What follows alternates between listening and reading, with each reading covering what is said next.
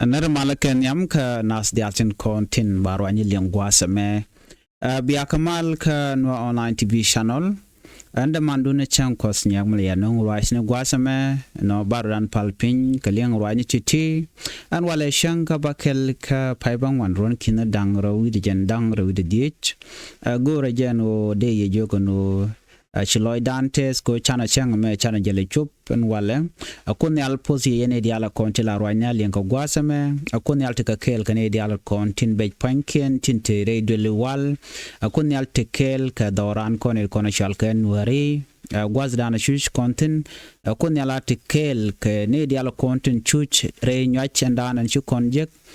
ta dan tuori ke jere doran akuni al pos kondial tinjek dial kondin je kon ke wi mona me ke jan gwasame ka jako ba ka jakala to te ke chungwan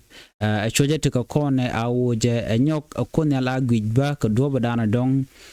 dara mal dara jenon kamno kon dara kon jako mat korodan akon yalti kel kene dialan kontin chanore chaga ban pin ko balish ken begatiap ko bikan ngaje no tiken kador mishal ken war na me dar wugi yene dial tin kon ling raja me pol point ke ya mi ramitere diere akon yaltiaba ka point da pol kon la ja gorben wo bana let ke sport ko bana kula te ka pol point nyokaran la ko dalla ja let slow ai ko chaba ka che ja ko be chang wala be jele nen no bana shu ka ler tin kon gor kon liang den anda man du ni chang kon nyak mala le roi no gwasame ana bana roja me bana jetu Shana me dane shito kabur biye shana jalin kore shito kam ngwenen wari kan netin konti la de ne kirma yadi tala de ne jane jane ngaje no shetika clash mi shito gare kore dane shito shetika jiboni ka shetika lis meche kor meche to ka jawdana shalat ke je shalat no shinetin konti la gan wari shike jen no shikan we lo kan gwadan la kan wutin wade ni shika jen ga jen den bani kan de ne SSPDF tintere which ka bure be wa kan shikan o kwer ke tong ko kan lapin che ke piu tele gwan mo je kan tong tin wa me shika jen no shika rumen winami ke ngwenen wore ajan gwas dan o kor we tok tin mi chikor che togo che jojen go cha kan na Michigan Romo chakor shakur midit shingwan wari shigin yit kaka lan wer wai ami michikor mo chatwogoni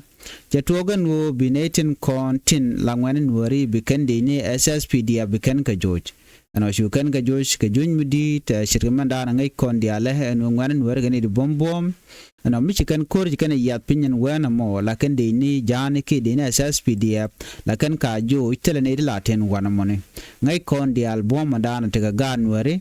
no Michigan yat pinga kela tok no tele ma laten wana mo la ne dia lakan anga jeno shukor mo che to la tok sore kore dano che tok sha de ni SSPD cha ka joj no ko la lo dien jok mo kamo wukan ka buri biye wa ka shobdien ka bure be wana mona sho togo no shukan netin kontin ti wi year la ka bure be dung Ethiopia sho togo no biken ka dwaj match no ka shukan ka bar ka shukana yakan ka moch ka bot no ka chala do te ka tana ti jistes nien amun to kor shitman bana ngach SSPD shiga jen gwatsi ngadien doro shal ke bol no shiga gor ke tong ke shiga kwer ke tong ka doro shal ke baluk no ko pinja tianga piutu ngwan ke ti pinte ka nyoch ano tela gwat je kan tong je kan gatin la kana jen bukan we dordan tin wati gatin la villages ke which witin ko la win watin tie ka bukan dul bukan ga kulo dak bukan dul bukan we ka bukan koy bukan kananga mani jen duel dial ana mo karwade mi je ga long la kan kanan ko bu ko tal ka kun an wana mo mi shigwan shigan nen no woni de ti kan winami ano shiko ka balok ka jodan chalat ano shukan ne to kontila de ni SSPD shukan yo pet ki chu yedan gwa jen do badan ko je to gaje jala den go shinetin wan chika liwore kormo ano queen ken dial do no kan pek den kanalat ano no awa cha yu joy gwa sien ka den ano no chala do ne to ko ya na ka de ni ken la de ni SSPD awa cha me ken cha kanang angwen nuari ken wer wayami ping 19 kon shilo ngoda kan kon lat kana ngach ngoda telemi chana linga kwida ano ka shobdien nan kanetin kon tin la dini SSPD ko bure be ku yer la kuji Ethiopia chukan ma chukan yo dwai na chiga na ne kuji Ethiopia ka chikan en wan ngan mo ke jiboni ke chiga na chikan ngam mo karik so jo me je na na chalat ke kwinentin kon tila de ni SSPDF ka ta da na shukor chetwo ka ja ngai kon long ni siang mi chukor chetwo la ti tong wan long to lat korodian shirmi siang ga jone SSPDF ta di ni siang che ngai kon gwan ken kanetimo tila jago no biken yin nat biken kamai ka bom chire ngai kona so kan cordiality ka tingai kon no bitwo no shika jidine ka tedetin ngai kon jen wo anytime de kormo da twok shika mishalin gwada mene so en wo chi korje twok no cheluno chitidial no shika jek bado ba ngaje no Nuer tiken ka bom kano de ka ruden gang ko sometime na no la ka gwi keno kane ti sharen luang no kim dong te mi chi twok den cha ka bu consider ta dan tikeke teramala dier ke tekdien. But right now, changa jeno ngwane Nuer ngode bumken enono. Tukon keleradian me bana nyoka mi lat kono gwasa me mugoro de kon tikaliang bani eno na chana ti diala kono tok chana ka ngaj. Chikona lingano la guk makuac tut eno kachanga dieska paibang maron kina dangro di die jen cha jien eno sorry jen chala do chaja mahak netin kontin la kwar jonglei. Dr. Guy ko karam kel me chajak no gwade dane shalinga no makwaji arami mobi malakal beja mak kene de ni ke tishop ke kind jandang ro wenyam tungwana long chikan la no de ken tatin kon te malakal de ken kamak no chu kwer jongle ne Dr. Guy ko ken kwar ko ken no wachi were wichin winemi wajele kel ken rodi mi chale James mawij makwaj na wachi go kud makwaj tut de gok and spiritual leader michi chubre chongo ka dorashal ke magok re duar ka AYod ko biken gok bukan we lueken wo jin chu kor chu jakap ko malakal ken reaching tan na mo wa chikena wono no de ken convince re mangai kona ban makwache no mangai kona ka je ko jena gok chelar no shelo kon mandana shalat kan Nuer ajene ka kuje mo shana gor no te ka mi dong bapal mo gor yene tin kon tilla ji kume shiam no kon do bi bana te kamal lonye Dr. Riek Machar kana doblam kana diala kona sha yen re yuki juba bana kula ruac no ko ngai kon makwaj ni ka gwase dan dio je kon diala ngajene me tuogo kor ke fire wo pa diok dio je mi jiram gutin kon lat ko ri makwaje ne ka gwase dan ci kon lingo shala do jen chaje mo ke yo ki chaje gup ki de ko la no cha mo ke yo no ci kon all those information chana ke lingo jen cha mo ke yo ko ne she gurno daro kor but ka kore dio chaje convince a delegation to wan cha ga jak ne ri bakkele wonyam jage dana cha ga jak ke je cha ga jagano yakude wa cha no yo bache benu online no ne en telegram chejur no ajen mu kula nen gwasme karoje channel linga jen temme do badane che wude shalka me Dr. Guy ko men chalare che jogen me dan ngaje no dongane kore dane to kanasir no ka ulang ka fanga ka panye jara wo ka unit state ke liu ngaje no dongane ye ta kur kume en kwaje jen wo gwal nang Nuer ano nakana Nuer kana ngaje do be dane neme according to do be dane char chinaro ge kenem ko cha jugo no ane ti ka support ring machar telm larik cha makwacha e juk makwacha shubiet en naga na kren yalema boko na ne siang na ka ma gat makwaite bit me the same others Nuer spiritual leader bitken telm let kana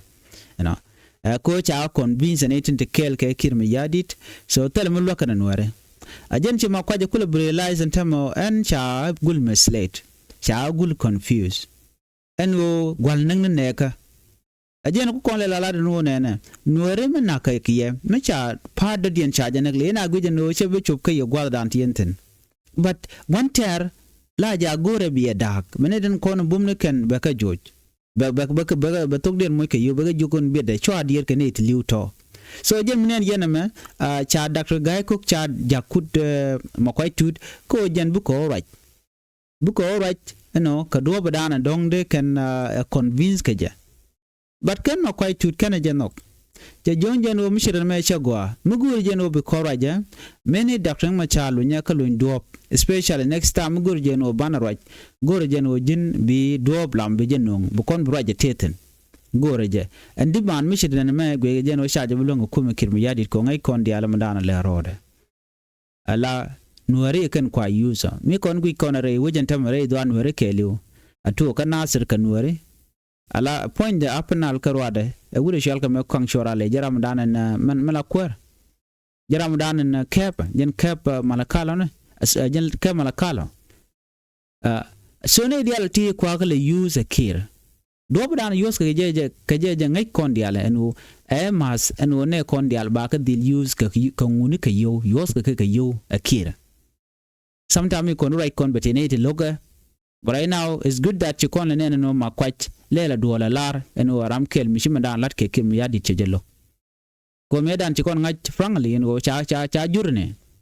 cha ko jen ped dial ko la pesdi to ko pay diok pay ngwan pay di pay bakel pay baro pay badak buga pay bangwan and ped bakel ped baro right now but tell Michelle almost a year Mishalar tell Mishalar but dia je kudu na ngwan katin kon lat ko online ko changa je no Nuer tok chicken na dir kating Nuer ta liu na ka jama na kir yo mi na ro na balaro na me politic queering macha de kula la politic di mena ka ne kun yan ka ne kun me china won cha doblam cha yen men podcast everybody cha yen so all the top Nuer politician kon gwi Nuer ke ne kon cha yen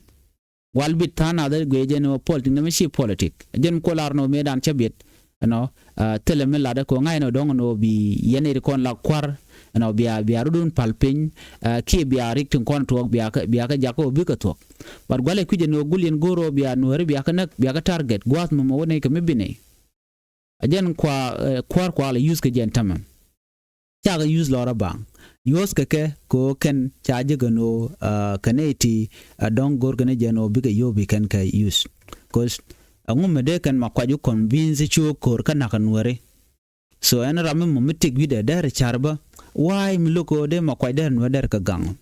why ngu loko de makwaj no der ka gang jemo jinche char ngeje mandan le roda te mi gujino der lat ko mishi makwaj celar no ben werba ka gang de jindere gorje no bi convince kam shone tungwane shang no mala be akora palke amala be ka chaje no so makwaj mishalat gwaseme dio je bela example kene dialon kontin chanwer shaka long no won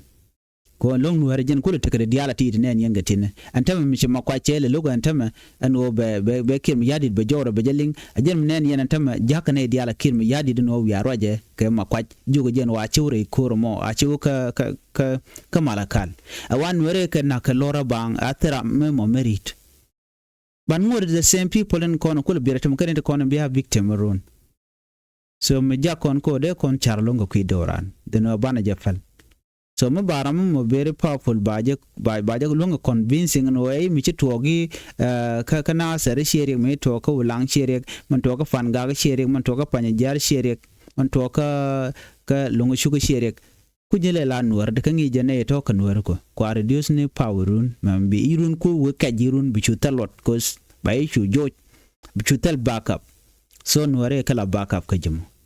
anwo ba Nuer ba ka jagano ya kun makwaj ya lweke je no point de boar ka wade long Nuer ka ba ka no go wuga no kut ramo mo mitakana ka jana cha Nuer ana which mean that chin Nuer kan dier kan ano ke ta dana nak nekin so mi shit kana me link kon me bu kon dilte ngajen wone na mi cha makwaj no chaje ku jako ba jak delegation tin shanen gwasamo eno waje convince no jin chu kor kamalakal we mean that you the general con we have a long way to go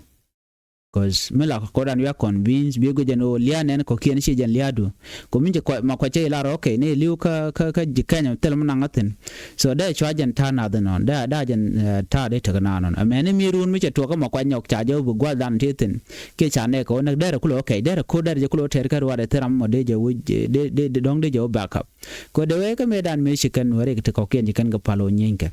so jin me baje convince bi no no nakneku ano ka jina tika power na money a push point de lo she jojo no jin were already so man chala da makwaj ko she ku ma government kir me yadit she ku reject finally again one thing bana ngaje no dob ko bi malba bere dan ko ne shal Nuer mu gog dialan temetikan ka shara mo men chala da makwaj ba kir mi yadit ba jere jaga kan cha bu use ni ke kir dara mo gwalong de doran der te kamal de ti dial de ka go wala yutel gwanan kanaten doran na jen dini jen ne ay jo kon tema chush kon ka nyoy a lot of problem ku ka to ko kon doran the reason dan to ke de nyut kon ko ti dial la tuke anyok disunity janda na kon anta mete kon ke unity mat ko rodan ku kon focus ku dupi kon de kon nyam ke je dio je ti diality ti jek ti tenenta mede ka tok so final word in chalarma kwa jen mu kan cha chikir mi yadit je Dr. Machar che jelun no ka che gurno be ne dialan kon tin cha yin ke Dr. Machar kel ajene ba kuramo no beje tok so che jomo che jelat so che delegation den kon ajaka je Dr. Guy ko kwer jonglei state che jogo no luni joga kir mi yadit roi ni ke je ka ne titia kalunyu no wajen a short meeting along ke shi meeting dire long a meeting to long ko kadimana ke ditiene telam dire dien magor kene just release Dr. Machar and Doblam simple as that telam dien mishalat so chineri ti shi ko jok no ke just ruac we can ba calling makuac tut but kan makuac tut kan kaling and I will say that congratulations makuac ko shi final she realize no Nuer a very important thing Nuer very important chang ti ka category de dien bonu jin gok no bi ngaje no lia Nuer bo ngoda bo lia du in run mi to kan Nuer tong mi ngoda ba dara woni kaji so che gor no brand ba bi de e ko en ta ka power dien meteka en Nuer na gwad mi shi ga Nuer ko in them the day ngoda ba gor ji kan de to ba ju na kan mi shi power shi ko to gwad me ne kan din konon kwalana ko no kon dia de kon chani dong de telot jawe ti gi blara en metel men ngatene de dun kume human being kume jin kume hen kume radadien bado jinari nikula mat par mi charan be mat kon wer ma be kon telot ci kon ngaje no ko kon ngana la lib ko ram kel mi bumbum ram mo bumbum mi charan je ko lib yo be kon ko le benti joda jen ta dan te kon wer de ci laro ne tin wan ko ngat ko ma kwaj ke guk ke ti ne tin wan te kore se ma kwaj be yiga ram mo be ba guje kuma okay ma kwaje mu we keje la tok me ji ko radial be ke kej so jem nen gorge jeno bajo kokko be biet then jang they will continue nak dien kanware chikana bepal so right now gorge jeno bana focus kitin konde konang nyam de larno yen te kokken lag Nuer spiritual leader kokken to misia ling please do the same thing kwa government of Kirim yadi kana ne ko la Nuer we kwa kare jak gare wi aka do bana ande no daro nyam keje cause din Nuer long Nuer jena nyam wherever you are la jaka ko jin Nuer cha be ke jin jang cha be ko jin ti ko position mi dit bo nga ke kwer ngu kana me bat ba la ro ka nga ba nang na tar sing o ba nga jin nga Nuer ramamo so don Nuer mi ko no kula nga jin do dan bo ke je la ko kan ye den bi Nuer bi aklo nak jen belet rem Nuer bi cham ne je nga je jen go tien ka gat dit bat chugu ni yo dorano walter real mutatin na pur kon mundan to kon ko kon pis kon ke the same thing we can do mi cha kon ko luang ko chi kon gari kon le luang no ka chi kon kori kon luang de kon re dorande ne bitin but ji cha use no Nuer ku buka onak mitika power ngede no run tomorrow mi gan ngaje no chi cha ne te kokken ti lan Nuer ya power en cha jo ku ke no ka cha kan naga ken den bu ko ben kaji ko kan ngaje no teram bi le backup run yen dan la to la kona ling la rana joga jina nak more then ba mar kula nak then that's what is happening ba jo no bi ne kanaka run mi cha ne to no then ya to ba ben kaji so all this thing gor kono de kon ke guj so ma kwai tut jamo gwa che me ko be ne ti be ka rejak no ka o che Kirim yadi ko lan chike chur ke jeno de can convince de jamo ke yo ko changa jeno Nuer no la ko ne ke yo then that's it what they do they will pay the money ba ka kam go ke ba kam ram bumo then bramo ba just silent so na America medid so kuru kono tuogon temere wicha ka so Sudan ke jan gwasame ka kuru ditche mangai kona ka ti dialati buga togodi ti dialati buga tok mu ka Nuer pankien mu ka rodien kule nyok mat ka rodien mo ko rodien mat abika chonkel bi kon nenen go benwari abika ben ka pos indien edan ade chu jogo no nene mi chi Nuer je tong ni siang ajala wila jagero So me kan Nuer kan ga kon chong kel no tele malagwa. So right now men right contin o bi ajanga no kon Nuer kan kon it kon a very important we ka South Sudan. Chan jaminen be ala doran jala mala dakamo ba kon juj no ka ba politician kon ba ka use ba gan Nuer kon la ngene ten konen kule tin kwala cholo no chwangwit ba kule juj ba chi mane ken juj ba dur ken ba ga dak bugo chang refugee camp for many years kwa kale weekend loko jeno biga take power loko jeno bika bomb no commission Nuer cha bomb da South Sudan da jarwa kelio kon Nuer cha mi jek cha no so and do badan and dong lo kon ga je kon ngaje no di kon cha kon separated cha kon divided into two section teneti kon na ka yo kanetin kon dong lo ka yo so netin na ka yo ka kel ke kir kwa ka le use against their brothers and sisters netin kon tin kwa yo kwa la lo ka kanetin kon kwa la joitin gor ka no chabo mo ka gwat jim kel ne tamali ne ram kele terek ba mu ke position mi di ram kele terek ba mu ke position dit ko ba ko le use so you dial ba ka chun no ka yo dial baga kame bukulo jen yo kan yo to bana bukulo mo ke yo they will keep all the use busy drinking alcohol and smoking all this thing biken kalat ko sha gur no bunware bi ke care ba la ling no cha na boko yo mo ke yo ko yen bi ateri bi alwang dun bi ade kuch ala kwang after all ko weekend ran even charu point de beje slow bala char method no chang ti ke ngin mi dim ten on gwada mo begin a week tibila char chang o na kan wara you will nothing about it so telam brana lel so baje mo ke yo cha tok men bilar burani yo to do karo den jela ko lar no me aran mo yo tam la game la da chenya you should be thinking la ram mo Nuer ganware mi cha la Nuer sibi char lo just jere mi kwa adapt ni ji ala adapted child chet ko dong kwa nongi dorodian bukul be pi gwada me bi chengalo you are shy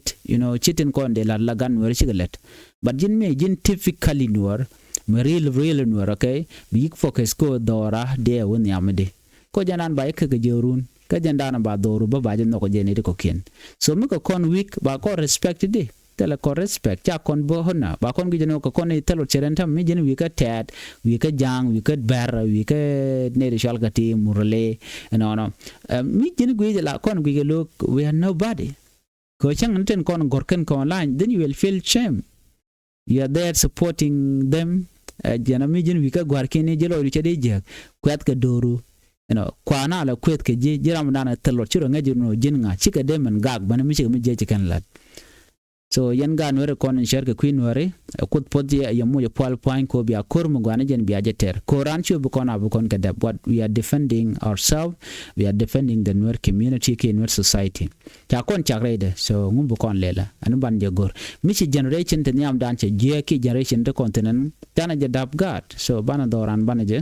la de kan ko ajana lat ke no mi dor mi che le fail and word then bia la okay ko tam chetel we chana chen galwan ko ba ko convince ko de karu de no kala Nuer so what you do bugad bikepit ko they have to be better than you